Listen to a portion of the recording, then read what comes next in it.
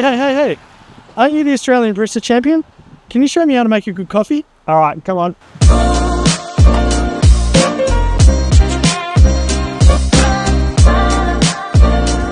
Sometimes there's a disparity from making coffee at home and the quality of coffee you can get at a cafe.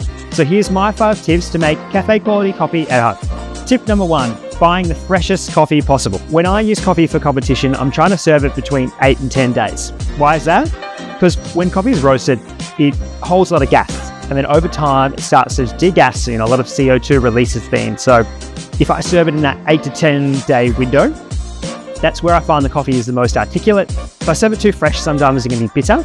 Or if I serve it too old, sometimes it can be a bit flat and the acid profile might drop down a little bit after a while. Sometimes you buy coffee from the supermarket, it might not have a roast date, it could have a best before. So good quality coffee will always have a roast date. Coffee at home, obviously, you don't want to serve it in 2 days. So I think waiting at least 8 days and then maybe using it up until 30 days would be a really good window to aim for at home.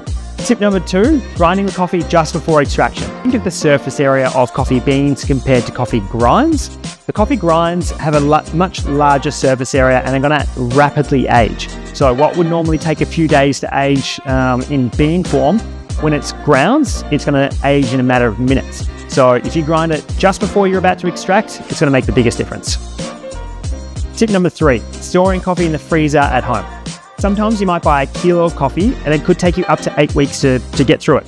So you can split that bag in half, putting half in the freezer for later and using half now as fresh as possible. So there's a few considerations. We're not going to just put the bag of coffee in the freezer just as it is. We need to transfer it into a container that has minimal headspace, like this tube here is what I do, or a Ziploc bag. We just need to remove oxygen and make sure there's no ice buildup or condensation remaining in the container. Tip number 4 is measuring all the variables.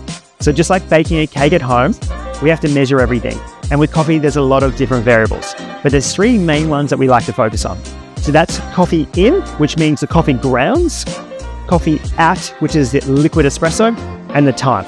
I typically like to start with a ratio of 1 to 2. For example, 20 grams of coffee in, 40 grams of coffee out, between 25 and 30 seconds.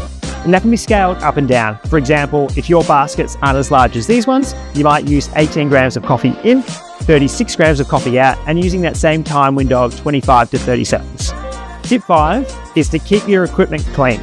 So that means making sure you're putting chemical inside the group head every night, making sure the screens are nice and clean, giving them a good scrub, and also making sure your portafilters and the baskets are nice and clean as well. This also applies to the grinder. Each grinder can actually hold up to 30 grams of already ground coffee within the chamber. So there's some products on the market like Grinder Cleaner, which you can just run through your grinder. It's going to soak up all those oils and push all that spent coffee out. Another little tip is grinding just a little bit of coffee out before you make your first coffee of the day, because that ground coffee will be sitting in there from the last time you made your coffee. So head online or visit the closest Axel store today to buy a bag of coffee and try these 5 tips at home.